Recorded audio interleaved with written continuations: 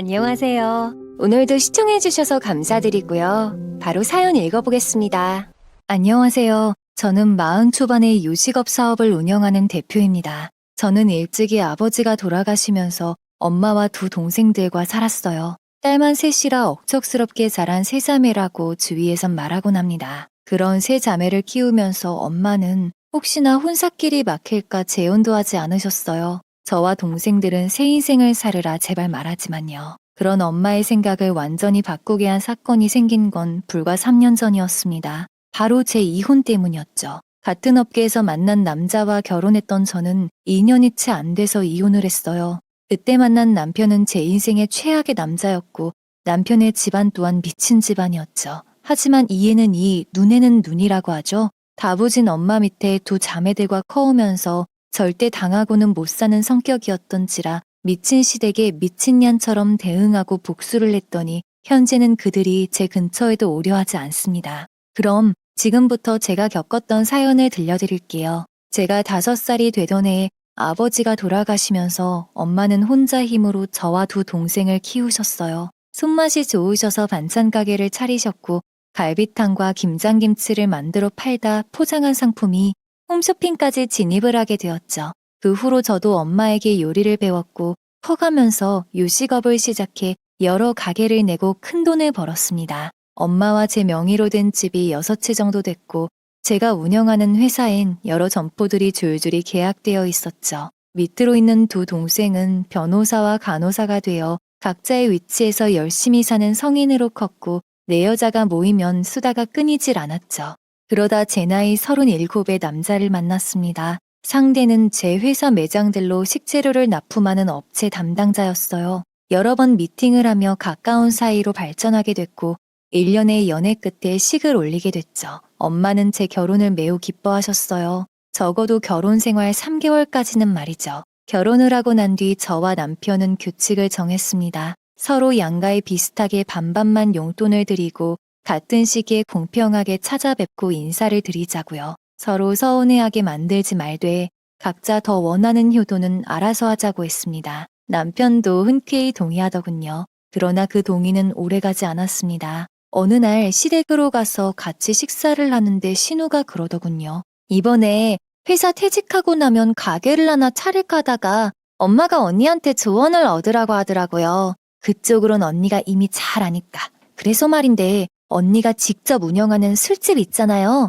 거기 오전이랑 오후에는 내가 카페를 운영해보면 어떨까요? 신우는 제가 직영으로 운영하는 술집 중 한 곳이 오픈 시각이 저녁 6시부터이니 아침부터 오후 시간대에 들어와 커피와 디저트를 팔면 어떻겠냐는 겁니다. 상식적으로 말이 안 되는 이야기를 진지하게 하니 어이가 없어 그렇게는 안 된다고 했어요. 내가 관리하는 직영점이라고 해도 거기에 일하는 직원들의 업무 공간을 방해할 수 없다고요. 그런데 시모가 왜 못하냐고 하는 겁니다. 사업 처음 시작이고 괜히 매장 계약해서 시행착오 하는 것보다 미리 연습하듯 해보고 차리는 게 낫지 않냐고요. 지원군을 얻기 위해 남편에게 물으며 어떠냐고 하는데 남편은 나쁘지 않은 생각 같다고 하더군요. 제 눈빛이 돌변하자 남편이 끝까지 들어보라며 말하기 시작했어요. 실은 성희가 남자친구네 집에 얼마 전에 인사를 드리고 왔나 봐. 남자가 제법 살거든?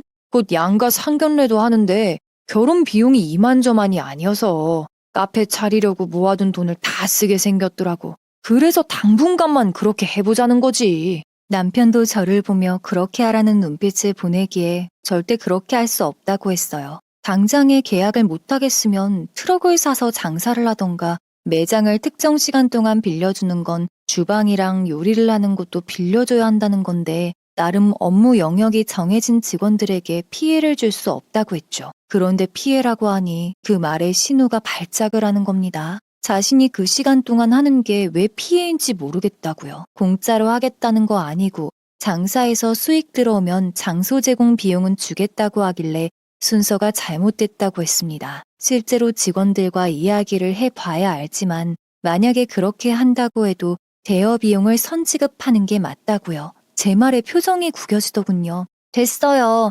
더럽고 치사해서 안 하고 말지. 장사하는 거 도와주기 싫으면 싫다고 말을 하던가. 피해 같은 소리 하고 있어. 신우가 화가 나서 일어나 집으로 간다고 하길래 시모는 신우를 붙잡아 말리고 시부는 불만 가득한 표정으로 기침을 하더군요. 남편은 생각이라도 더 해보고 답을 주던가 왜 신우 기분을 상하게 하냐고 하길래 남들한테 물어보라고 했습니다. 내가 잘못된 건지 신우가 잘못한 건지요. 시부는 남편에게 그만 가라고 하더군요. 제 얼굴을 더는 보기 싫은 듯한 표정을 하길래 그대로 자리에서 일어나 시댁을 나왔습니다. 집으로 돌아가는 길에도 계속해서 싸웠어요. 하도 결론이 안 나서 인터넷 게시판에 글을 올려보라고 했더니 남편이 그러자고 하더군요. 그날 집으로 가서 특정 사이트 게시판에 글을 올렸습니다. 남편과 제 입장 중립으로 글을 올렸더니 댓글들이 난리가 났죠. 죄다 남편 시댁과 시누이 욕을 하는 글이었어요.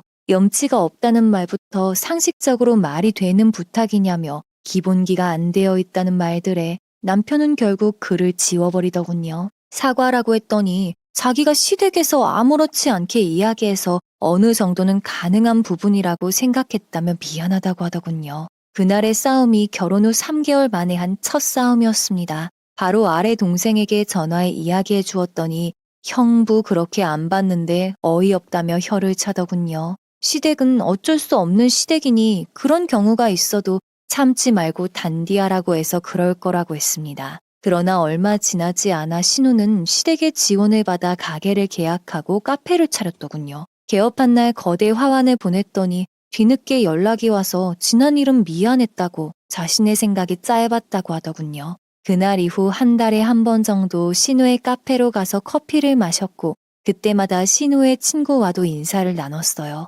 남편은 마침 회사 근처라서 일주일에 3-4번은 들리는 듯 했죠. 하지만 시간이 지나면서 제 회사에선 멀다 보니 가지 않게 되더군요.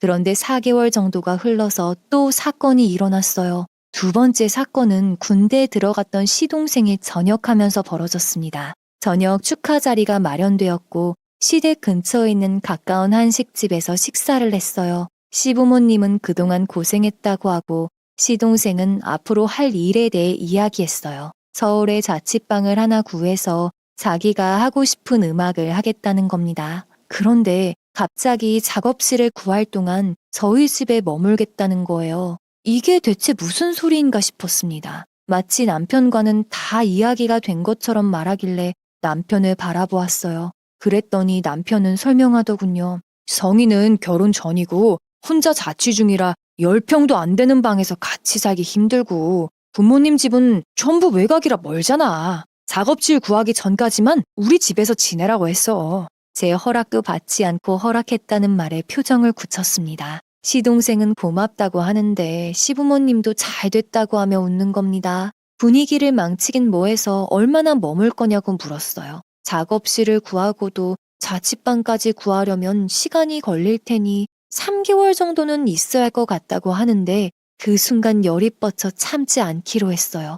2주 정도면 모를까 3개월이라니요. 힘들 것 같다고 했습니다. 3개월은 무리죠. 일주일에서 2주 정도로 예상했는데 작업실 구하는 김에 아예 거주할 공간으로 넓은 곳을 구해요. 남편이랑 저도 신혼이라 차마 같이 살자고 하긴 좀 그렇네요. 시댁의 표정은 굳어졌어요. 시동생은 부부 사이 관계 때문이라면 걱정 말라고 방해하지 않을 거라고 하더군요. 자기도 그 정도 눈치는 있다고 하길래 다시 한번 거절했어요. 남편에게 말했습니다. 돈이 없는 것도 아니면서 시동생 작업실 하는데 알아서 보태주든지 도와주든지 하라고요. 남편은 그냥 우리 집 넓은데 같이 3개월만 살면 안 되겠냐고 하길래 상의 없이 이러는 건 아니지 않냐고 했더니 시모가 말하더군요. 굳이 이렇게 좋은 날 또 분위기를 망쳐야겠니? 1년 뭐 얼마나 한다고. 집에는 잠 안 자러 들어갈 거고 거의 작업실에서 작업할 텐데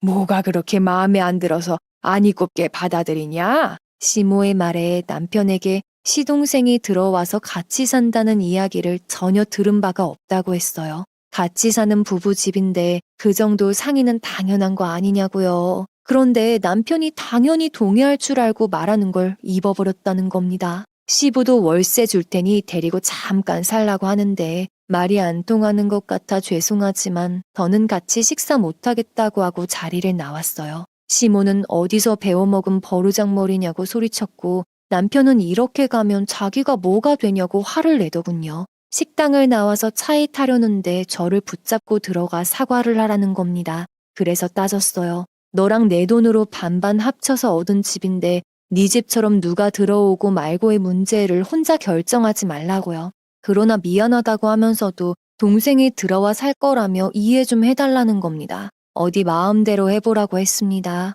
우린 각방이니 그리 알라고 하고 차에 탔어요. 그날 저녁 저는 친정으로 가서 엄마와 밥을 먹으며 시댁에서 있었던 일을 이야기했어요. 엄마는 바로 화를 내셨죠. 아무리 시댁 식구라도 그렇지. 같은 여자의 시누이면 모를까. 남자의 시동생을 들이는 건 좀 아니지 않니? 이제 신혼인데 누구랑 같이 사는 것도 아니고 아무래도 그건 아닌 것 같다. 사돈도 그러시는 거 아니지? 엄마는 시동생이 들어오면 자신이 사돈댁에 전화 넣고 참지 않을 거라고 하셨어요. 저녁을 같이 먹고 집으로 돌아가니 시동생이 거실 소파에 앉아 남편과 과일을 깎아 먹고 있는 겁니다. 저를 보고는 형수 왔냐고 해맑게 인사까지 하더군요. 소파 옆에 짐까지 있길래 정말 들어와 살려고 왔나 보다 싶어 화가 솟구쳤습니다. 그대로 무시하고 안방으로 들어갔어요. 남편이 왜 동생 인사를 안 받냐고 소리치는데 안방으로 한 발자국도 들어오지 말라고 외쳤습니다. 엄마랑 밥 먹고 왔고 엄마도 반대하신다고 했더니 남편은 한숨을 쉬며 고작 3개월을 못 참냐고 하더군요. 나가라고 했어요. 신경 안 쓸 테니까 집에 있는 동안 당신이 알아서 챙기든 말든 하라고요. 남편은 알겠다고 하고 거실로 나갔습니다. 옷을 갈아입고 나서 바로 엄마에게 문자를 넣었어요.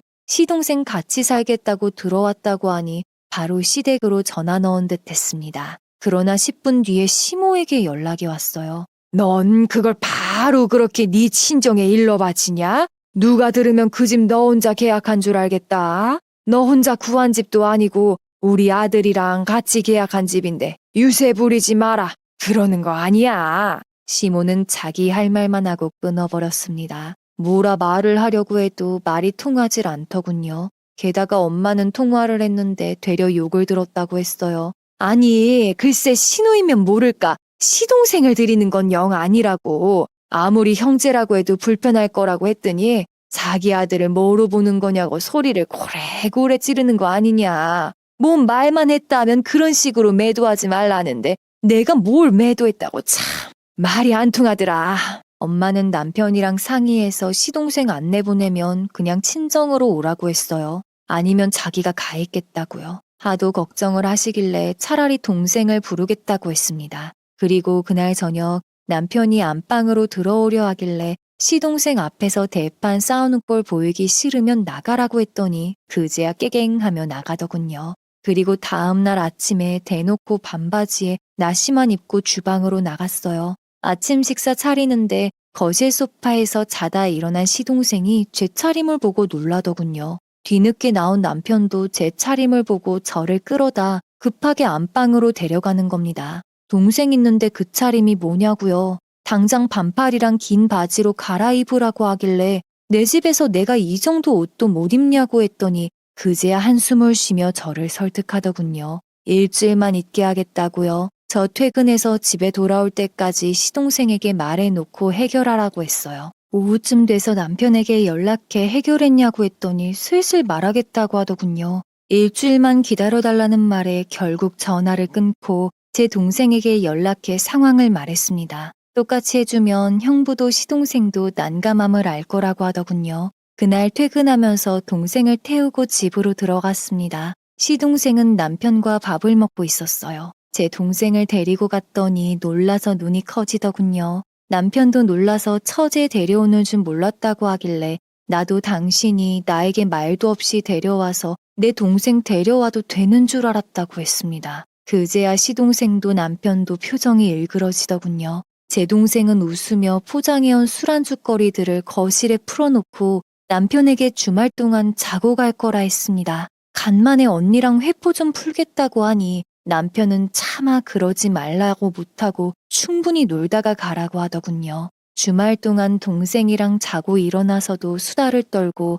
장도 같이 보러 갔다 왔습니다. 옷도 시원하게 입고 다녔더니 시동생이 눈을 어디다 둬야 할지 모르더군요. 결국 시동생은 남편의 성화에 이틀 만에 작업실 겸 자취방을 구하고 신혼집을 나갔어요. 시동생이 나가면서 매일 저녁 집으로 오던 제 동생도 더는 오지 않았습니다. 남편은 앞으로 모든 일은 상의 없이는 결정하지 않겠다는 약속을 했고 다시 평화가 찾아왔어요. 2달이 흘러 엄마의 생일이 다가오고 있었어요. 저와 동생들은 어려서부터 엄마 생신 때는 생일상을 차려드렸고 이번에는 특별히 환갑이니 3명이서 돈을 모아 뷔페를 예약했지요. 남편은 동생 작업실 음향 장비 사주느라 돈을 많이 써서 당장에 큰 돈을 내기가 뭐하다고 하더군요. 신경 쓰지 말라고 했어요. 앞으로도 엄마 생일 때는 우리 자매들이 돈 모아서 할 거니 사위로서 해드리고 싶은 작은 선물만 준비하라고 했죠. 집안 행사나 자질구레한 일에 돈 쓰게 할 생각 없다고요. 1달 뒤에 엄마의 환갑잔치가 이루어졌고 친척들과 엄마의 친구분들을 모두 불렀습니다. 남편은 스카프를 준비했고 시댁 어르신들은 음식부터 행사 장소까지 깔끔하고 아주 좋다고 칭찬 일색이었죠. 문제는 1달 뒤 시모의 환갑이 돼서였습니다. 시부가 남편에게 연락을 한 겁니다. 어머니 환갑 준비 신경 써서 잘하라고요. 남편이 제게 어떻게 해야 할지 물어보길래 엄마 환갑 때 준비한 절차들만 알려주었습니다. 그리고 동생들이랑 합의해서 알아서 하라고 했어요. 그래서 크게 할 줄 알았지만 남편과 신우, 시동생은 가까운 곳에 한정식 집을 예약하고 부모님을 모셨어요. 준비한 케이크에 촛불을 붙이고 노래까지 부른 뒤 각자 준비한 선물을 드렸습니다. 저도 며느리로서 브랜드의 귀걸이를 준비했죠. 식사를 마치기 전까지 화기애애한 분위기였고 모든 게 괜찮다고 생각했습니다. 그런데 헤어지고 나서 집에 돌아오니 시부로부터 전화가 왔어요. 내가 웬만해서 너한테 전화를 할 생각은 없었는데 오늘은 조금 화가 많이 나서 전화를 한다. 첫째 며느리로서 집안에 들어왔으면 어느 정도 예의는 차려야 할 거 아니냐. 결혼하고 첫 시어머니 생일이고 그냥 생일도 아닌 환갑잔치다. 이걸 그냥 넘어간다는 게 말이 된다고 생각하냐?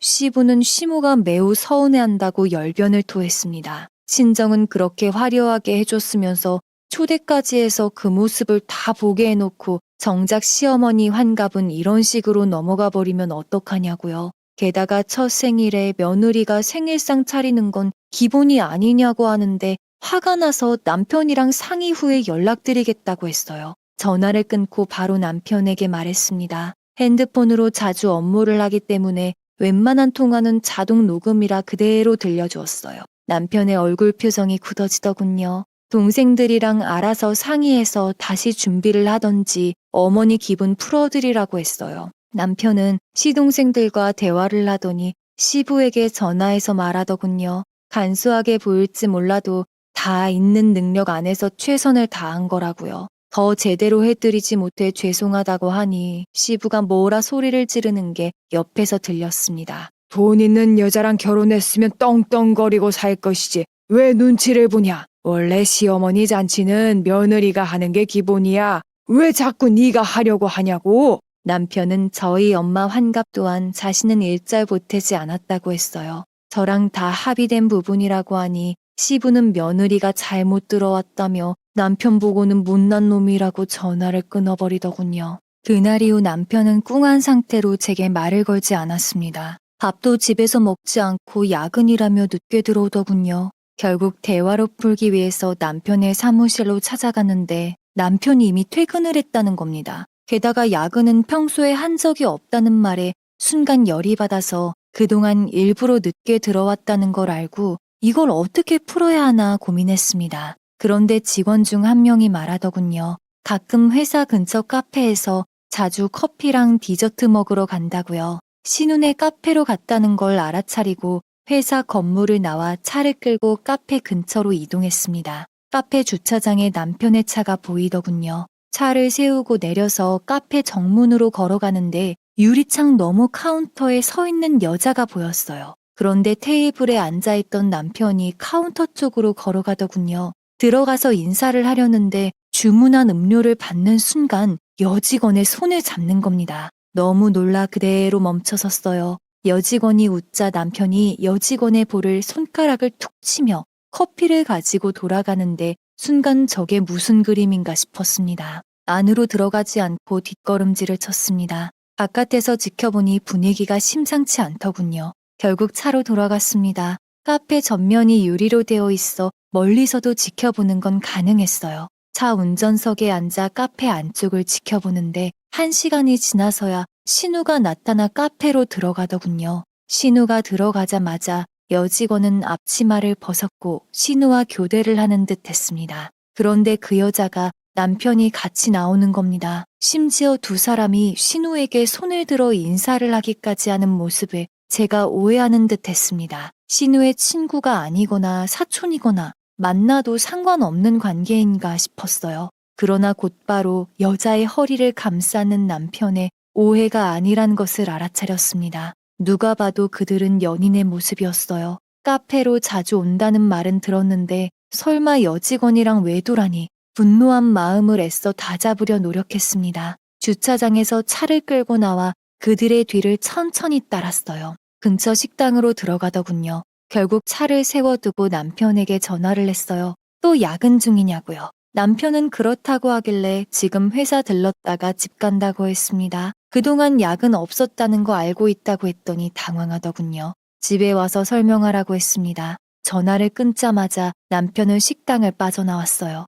여자와 가벼운 포옹을 하고는 연락을 하겠다는 손짓을 한 뒤 카페 쪽으로 뛰어가더군요. 차를 가지러 가는 게 보였죠. 더 보지도 않고 집으로 달렸습니다. 먼저 도착해 소파에 앉아 기다리고 있으니 집으로 온 남편이 화를 내더군요. 회사를 말도 없이 그렇게 찾아오면 어떡하냐고 하길래 와이프가 남편이 일하는 사무실에 찾아가지도 못하냐고 따졌어요. 요즘 대화도 없고 밥도 같이 못 먹어서 찾아간 건데 그게 화를 낼 일이냐고요. 그제야 남편은 미안하다고 하더군요. 그동안 야근하면서 어디 있었냐고 물었더니 순순히 신혼의 카페에서 작업을 했다고 하는데 우라통에 치밀었습니다. 작업은 무슨 작업이냐고 그 여자 누구냐고 소리치려다 간신히 화를 참았어요. 아직 증거로 사진을 찍은 것도 없고 추궁하면 잡아댈 게 뻔했으니까요. 증거나 잡고 말하자고 생각했습니다. 남편에게 그동안 왜 야근했냐고 거짓말 친 거냐 하자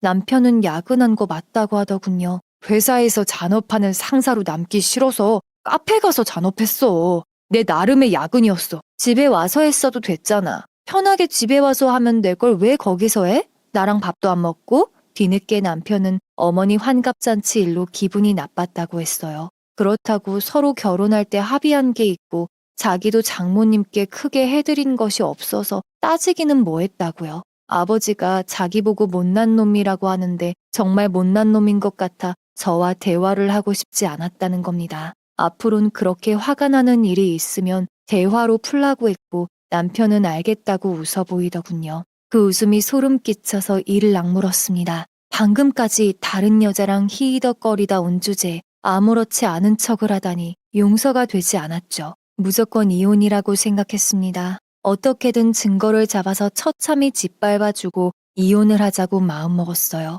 그리고 그날 이후 다른 차를 계약해서 끌고 퇴근을 하는 즉시 신혼의 카페로 찾아갔습니다. 주차장에 차를 대고 멀리서 지켜보았어요. 남편은 야근은 하지 않더라도 하루 한 번은 꼭 카페에 들리더군요. 카페는 낮에 신우가 있고 저녁엔 여자가 있다는 것을 알게 됐습니다. 격일로 신우와 여자가 돌아가면서 카운터를 지키고 보조로 남자 알바가 하나 더 들어오더군요. 늦은 밤에 위험할까봐 남자를 두는 듯 했습니다. 남편은 주로 여자가 있는 날 와서 커피를 주문하다가 남자 알바에게 돈을 주며 심부름을 시켰어요. 남자 알바가 자리를 비우면 카운터 안쪽 직원실로 들어가서 한동안 나오지 않았죠. 대충 그 안에서 무슨 일이 벌어지는지는 안 봐도 뻔했습니다. 그날 저녁에 바로 카페에서 일하는 남자 알바를 따로 불러내 고용했어요. 상황을 말하니 남자 알바는 남편이 유부남인 줄 몰랐다는 겁니다. 놀라서 도와주겠다고 하길래 돈까지 챙겨주었어요. 액수를 확인하곤 시키는 대로 하겠다고 하더군요. 그날 이후 남자 알바에게 모든 걸 맡기고 회사에서 일에 전념했습니다. 증거는 일주일도 안 돼서 얻어냈어요. 직원실에선 예상대로 남편과 여자가 입에 담지 못할 더러운 짓을 하고 있더군요. 피가 차갑게 식는 것을 느꼈습니다. 게다가 그들의 대화는 어찌나 분노를 유발하던지 관계를 하고 나서도 직원실에서 나오지 않고 짧은 대화를 하더군요. 와이프인 저를 험담하고 이혼하고 너랑 살고 싶다고 꼬드기는 남편에 여자는 웃으며 말하더군요. 난 돈 없는 남잔 싫어. 오빤 잘생기고 이것도 잘하지만 돈은 없잖아. 돈 있는 것들은 돈 버느라 아랫도리가 성칠 않아. 그치만 오빠는 아래가 울끈불끈 하잖아. 안 그래? 계속 이렇게 만나지 말고 남자 하나 꼬이게 해서 위자료 왕창 얻어내고 끝낼래 오빠? 귀책 사유를 아예 그 여자한테 만들어버리면 되는 거잖아. 그들이 계획을 하듯이 말하는 모습에 당장에 소장을 날려버리리라 마음먹었습니다. 그리고 다음날 바로 변호사인 제 여동생을 만나 영상을 보여줬어요. 동생은 노발대발하더군요. 별의별 욕이 다 나왔습니다. 그리고 바로 이혼 소송과 상간녀 소송을 준비했어요. 소송을 준비하면서 혹시나 엄마가 상처를 받으실까 둘째와 셋째를 같이 데리고 엄마를 따로 모셔 식사를 하며 말씀드렸어요. 예상대로 엄마는 눈물을 보이셨습니다. 저와 동생들은 울지 말라고 애도 아직 안 낳았고 제가 능력도 있는데 이 정도면 일찍이 잘 거르는 거라고 했죠. 그제야 엄마는 눈물을 그치시고 말씀하셨어요. 이혼이 그리 큰 흠도 아니고. 그래, 까짓 거 하면 되지. 이혼하면 누가 손해인데. 내 딸이 아니라 그 자식이 손해지. 단, 내 말 똑똑히 들어라. 이혼하고도 이것들 가만두면 안 된다. 결혼하고 바람피는 놈, 유부남인 거 알고 건드리는 년, 둘 다 평생 지옥 맛보게 해야 한다. 알았지? 동생들은 당연하다며 절대 재판만으로 끝내지 않을 거라고 했습니다. 자라면서부터 저희 집안은 무조건 당한 건 배로 갚아줘야 직성이 풀리는 사람들이었으니까요. 엄마와 식사를 한 이후 모든 준비를 마쳤고 소장을 날렸습니다. 날짜에 맞춰 남편의 짐을 미리 정리해두고 있었죠. 뒤늦게 소장을 받은 남편은 바로 전화가 와서 이게 대체 무슨 일이냐고 소리를 치더군요. 남편은 뭔가 오해가 있었던 것 같다고 하길래 오해 따위 없다고 했습니다. 남편이 반차를 내고 집으로 달려왔지만 집으로 들어갈 수는 없었어요. 제가 집 도어락 비번을 바꿔놓았으니까요. 집으로 들어가지 못하자 회사로 찾아왔습니다. 제 사무실까지 올라와서 아니라고 정말 아니라고 부인을 하더군요. 상간녀에게도 소장 날라갔을 테니 이럴 시간에 소송 준비나 하라고 했습니다. 남편은 증거 있냐고 억울하다고 말하길래 증거는 곧 눈으로 확인하게 될 테니 걱정 말고 돌아가라고 했어요. 모든 귀책 사유는 너한테 있으니 위자료 두둑히 준비하라고 했죠. 망연자실한 표정으로 물러나지 않는 남편을 경비를 불러 내쫓았습니다. 그런데 오후 늦게 신우이가 찾아왔습니다. 무려 상간녀에게 간 상간녀 소송 소장을 들고 말이죠. 그리곤 제게 애원하듯 말하는 겁니다. 저 한 번만 살려줘요. 저 딱 한 달 뒤면 결혼식이에요. 결혼 앞두고 오빠가 불륜남이란 거 알게 되면 시댁에서 어떻게 나올지 몰라요. 언니, 소송 딱 한 달만, 아니 2달만 미뤄주면 안 돼요? 시부모님이 이 사실 몰라야 해요. 제발요. 신우는 무릎을 꿇고 말했습니다. 오빠의 외도로 집안 망신을 당하며 식을 올리고 싶지 않다고요. 친구와 오빠가 불륜 사이였던 거 알았으면서 왜 말하지 않았냐고 물으니 뜨끔한 표정으로 두 손을 모아 싹싹 빌며 말하더군요. 알았지만 말할 수 없었다고요. 같이 돈 모아서 보증금 내고 유지하는 카페인데 자기보다 그 친구가 더 돈을 많이 내서 유지하고 있다고 말이죠. 게다가 그 친구 부모님이 월세도 부담을 해서 겨우 이어가고 있다는데 어이가 없었습니다. 돈 때문이었냐고 했더니 계속 봐달라는 말만 하더군요. 혹시 모르는 거니 제발 결혼해서 혼인신고까지 작성하고 나면 그때 소송을 하라고요. 그땐 아무리 제 친오빠라고 해도 발벗고 나서서 도와주겠다고 하길래 꺼지라고 했습니다. 같이 숨긴 주제 너도 공범이라고 했어요. 네가 파혼을 당하든 네 인생이 어떻게 되든 상관없다고요. 그제야 신우가 표정을 구기며 말했습니다. 이러니까 바람이 나지. 내가 남자였어도 당신 같은 여자 안 봐. 돈만 아니었으면 진작에 나가렸어. 신우의 말에 결국 손을 들어 거세게 뺨을 날렸습니다. 짝 소리와 함께 신우의 고개가 돌아가면서 바닥에 쓰러지더군요. 신우가 눈을 희번득이며 제게 달려드는데 바로 손목을 잡아 제 안에서 바닥에 엎드리게 했습니다. 비명을 지르며 놔달라고 외치더군요. 몇 번을 더 힘을 줘서 겁을 먹게 한 뒤 놔주자 도망치듯 사무실을 나갔습니다. 그리고 바로 다음 날 시부가 찾아왔어요. 시모가 올 줄 알았는데 시부의 출연에 의아했죠. 양손에 무언가 바리바리 싸들고 왔길래 뭔가 했더니 오렌지가 가득 든 과일 박스들이었습니다. 제가 오렌지를 좋아하는 걸 알고 가져온 거였어요. 저를 보자마자 이혼 소송을 취하하라고 하더군요. 이미 사이가 틀어졌고 외도를 했으니 이혼만이 답이라고 했어요. 그러자 저를 타이르듯이 말하기 시작했어요. 나도 남자지만 여자보다 남자가 유혹에 더 약하다. 나도 젊은 시절에는 여러 여자 눈에 들어왔고 시끄럽게 연애했었다. 그러나 지금 아내 만나서 애들 낳고 정착한 거고. 며느라가 너는 나이가 조금 있지만 우리 아들은 몇 살 더 어리지 않냐. 못 모르고 실수한 거다. 자기 여동생이랑 같이 사업하는 여자를 두고 실수요? 아버님 아들이 얼마나 지독한 실수를 하셨는지 아세요? 그리고 실수란 건 의도하지 않은 결과를 말하는 거예요. 나도 모르게 해버린 어쩔 수 없는 일을 실수라고 하죠. 이게 실수로 보이세요? 핸드폰을 열어 촬영한 사진 일부를 보여주었어요. 그제야 시부의 표정이 굳어지더군요. 이런 사진이 몇 개는 더 있고 몇 날 며칠에 거쳐 있다고 했더니 아무 말도 못하더군요. 본인 입으로도 차마 실수라고는 못하겠는지 얼굴이 벌겋게 달아올라서 화를 시키는 게 보였습니다. 그만 돌아가시라고 했더니 이혼하지 말고 데리고 살라고 하더군요. 자신이 다시 따끔하게 교육시킬 테니 데리고 살라고요. 한 번만 넘어가라고 하는데 그러기 싫다고 했습니다. 내가 왜 나를 더럽히려는 쓰레기를 데리고 살아야 하냐고 말했죠. 쓰레기란 단어에 또 발끈하더니 눈빛이 달라지는데 자칫 한 대 칠 기세였습니다.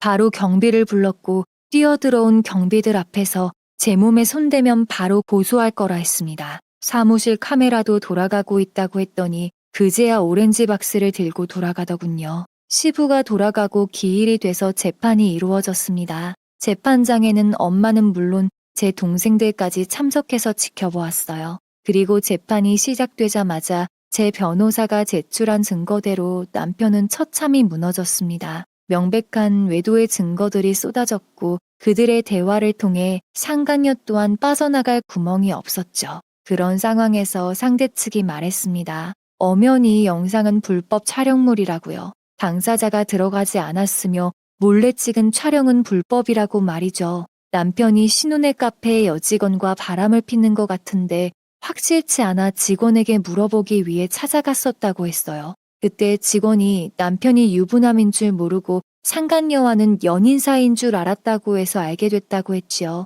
영상은 그 남자 직원이 직원실에 자꾸 물건들이 사라지고 정돈을 해놔도 어질러놔서 쥐라도 있나 싶어 카메라를 설치해놨다가 알게 된 거라고 했어요. 누구나 자기가 일하는 공간에 문제가 생기면 카메라를 설치하지 않냐고요. 법정은 제 편을 들어주었고 영상은 증거물로 채택되었습니다. 게다가 신우는 남편이 자신의 친구와 외도를 하는 것도 알면서 저에게 말하지 않았다고 했어요. 이거야말로 가족이 대놓고 사기를 친 게 아니냐고 하자 법정은 떠들썩해졌습니다. 신우는 절대 아니라며 자신도 최근에 알게 됐다고 했지만 제 사무실에서 녹음했던 녹취록을 풀면서 신우이의 울먹이는 목소리를 통해 사실은 입증됐어요. 신우는 결국 고개를 들지 못했죠. 판결문이 나왔고 남편과 상간녀는 저에게 각자 1억 8천, 3천만 원을 주는 것으로 결론이 났습니다. 시댁 식구들은 한탄을 했고 저희 집안은 드디어 끝났다며 안도했어요. 그러나 법정을 나가는 순간 바로 동생들이 전 남편과 상간녀의 머리채를 잡고 신우 또한 붙잡으면서 한바탕 난리가 났습니다. 재판은 끝났어도 도저히 분이 풀리지 않았던 것이죠. 누가 말리던 말던 저도 상간녀의 머리채를 한 움큼 뽑았습니다. 전 남편은 정강이를 걷어찼죠. 시모와 시부가 달려와 말렸지만 제 동생들은 끄떡없었어요. 오히려 저희 엄마의 소나귀에 시모의 머리채도 잡혀서 싸움은 더욱 커졌습니다. 법원 경비들이 달려와 말리지 않았다면 아마 누구 하나는 응급실로 실려갔을 거예요. 그날 이후 완전히 남남이 되어 신혼집은 정리했고 위자료의 일부로 보증금은 제가 다 받아냈습니다. 그 보증금을 받고도 받아야 할 위자료는 남아있었죠. 상간녀는 그녀의 부모가 한탄을 하며 말하더군요. 그깟 3천만 원 얼른 줘버리고 끝내. 네가 뭐가 부족해서 많고 많은 남자 중에 유부남을 만났어. 아이고. 상간녀는 알겠다며 투덜투덜대면서도 다뜯긴 머리를 정리하느라 바빴습니다. 그날 이후로 정말 다시는 볼 일이 없기를 바랬어요. 그런데 재판이 끝나고 얼마 뒤에 신우가 집안의 일이 예비 신랑의 귀에까지 들어갔는지 결국 파혼을 했다고 하더군요. 알고 보니 예비 신랑의 부친이 과거 외도를 해서 모친이 이혼을 한 경력이 있어 외도를 극도로 싫어했다고 하는 겁니다. 그제야 제 사무실까지 찾아와서 울며 불며 소송을 미뤄달라던 신우의 모습이 떠올랐습니다. 들켰다간 정말로 얄짤없이 파혼인 것을 알았던 거지요. 그런데 파혼을 당했다는 사실에 화가 났는지 아니면 이판사판이라고 생각했는지 신우는 시모와 함께 제가 관리하고 있는 술집으로 가서 온갖 행패를 부렸습니다. 식기를 집어던지는 것은 물론이고 이 회사 사장이 남의 가정 망쳤다며 난동을 부려서 경찰서까지 연행됐습니다.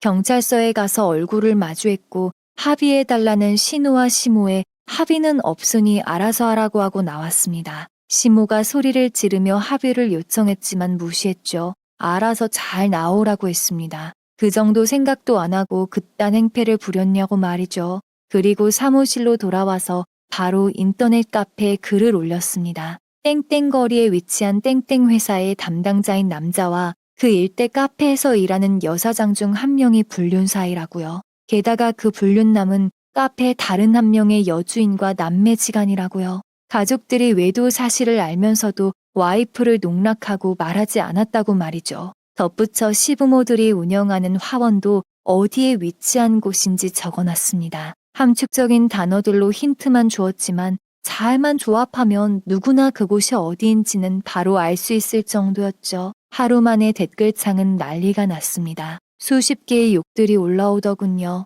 전 남편은 회사에서 결국 해고되었고 신우도 카페를 정리한 듯 했습니다. 누가 그 카페를 찾아가 보니 이미 가게를 내놨다고 하더군요. 그런데 갑자기 엄마에게 연락이 왔습니다. 가게로 찾아온 시부가 유리창을 깨부수고 아주 난리를 피워서 경찰서에 왔다고요. 놀라서 달려가 보니 동생들은 이미 와 있었어요. 엄마의 양옆으로 서서 씩씩거리며 시부에게 소리를 지르고 있더군요. 시부는 술에 잔뜩 취해 있었습니다. 잘못했다고 죄송하다는 말을 반복하면서 말이죠. 대체 이게 무슨 짓이냐고 하니 너무 화가 나서 홧김에 그랬다는 겁니다. 다시는 안 그럴 테니 용서해달라고요. 자기가 인터넷에 올라온 글 때문에 정신이 어떻게 됐었다고 그 글만 내려주면 앞으로 조용히 살겠다고 하더군요. 알고 보니 제가 올린 글에 화가 나서 변호사 상담을 받아보았지만 고소 비용이 만만치 않아 망연자실한 거였습니다. 그렇다고 자식들은 하나같이 일자리도 잘리고 사업도 무너지니 분이 안 풀리는 거였죠. 게다가 운영하던 화원의 주문까지 전부 취소돼서 물어낼 돈만 수두룩해 술을 마시고 홧김에 엄마의 가게를 찾아온 거였죠. 혀가 꼬여서 고소할 돈도 없고 할 생각도 없으니 한 번만 봐달라는 말에 결국 대충 합의를 하고 경찰서를 나왔습니다. 다 큰 어른이고 제 시부였던 사람이지만 그런 건 상관없다는 듯이 눈을 부릅뜨고 노려보는 동생들의 시부는 움찔하며 도망치더군요. 그날 엄마를 모시고 저희 세자매는 오붓하게 국밥집으로 가서 시원하게 국밥을 말아 먹었습니다. 이혼은 했지만 그래도 통쾌하다고요. 앞으로 잘 살면 된다고 말이죠. 이후로 한동안 저희 집안은 조용했고 시댁도 조용했습니다. 그러나 시간이 얼마나 지났을까 전 남편과 외도를 했던 그 상간녀가 SNS에 재혼을 한다는 소식을 올렸더군요. 결혼하는 상대도 알 건 알아야 한다고 생각해 참지 않고 판결문과 기존의 증거들이 담긴 사진을 인화했습니다. 그리고 상간녀의 결혼식 날 조용히 신랑 측 부모님에게 봉투를 건넸어요. 식 시작하기 전에 보시는 게 좋을 거라고 하고 나왔죠. 아직 신랑 신부 입장도 안 했을 때가 차라리 낫다고요. 제 말에 당황하던 어르신들은 구석으로 가서 몰래 봉투를 열어보더니 기함을 하며 머리를 짚더군요. 저는 그대로 결혼식장을 빠져나왔고 결혼식장 로비 카페에서 여유롭게 커피를 마시고 있으니 얼마 지나지 않아 하객들은 웅성거리며 내려오더군요. 갑자기 신랑이 몸이 안 좋아서 식을 더는 진행할 수가 없다고요. 그날 집으로 돌아와서 이틀이 지나고 나서야 상간녀의 SNS를 통해 파혼이 됐다는 사실을 알아차렸습니다. 저 보라고 올린 건지는 몰라도 가만 안 둘 거라는 식의 글귀들이 적혀 있더군요. 그러나 그 후로 상간녀가 저를 어떻게 하지는 못했습니다. 일주일 뒤에는 그 글귀마저 사라져 있더군요. 아무래도 저를 어떻게든 고소할 방법을 찾았겠지만 딱히 방법이 없었겠죠. 현재 저는 제 가족들과 아주 잘 지내고 있습니다. 엄마는 제 이혼 이후 새로운 인연을 만나 제 2의 인생을 즐기고 계십니다. 저와 동생들 또한 엄마의 곁에 누군가 있어서 참 다행이라고 생각하죠. 어린 시절에는 아버지가 일찍 돌아가셔서 세상이 무섭다는 생각을 많이 했지만 가족이란 게 똘똘 뭉치면 두려움은 사라지더군요. 세상의 유일한 내 편이니까요. 일에만 매진하던 저는 1년 전부터 새로운 남자를 만나 연애 중에 있습니다. 전 남편 때문에 제 동생들은 제가 남자만 만나면 눈에 불을 켜고 바라보지만 이번에 만나는 사람은 워낙 배려심이 있는 사람이라 동생들도 사람 좋다고 칭찬을 하더군요. 조선시대도 아니고 당당하게 새로운 인생을 살고 싶으니까요. 비록 이혼을 한번 경험했지만 제 곁에 가족이 있어 든든했던 것 같아요. 여러분도 가족에게 든든한 지원군이 되어주시기 바랍니다. 지금까지 긴 사연 들어주셔서 감사합니다. 여러분의 가정에는 평안만이 깃들길 바라면서 이만 마치겠습니다. 더 많은 이야기, 기막힌 사연을 듣길 원하신다면 구독과 좋아요, 알림 설정 부탁드립니다.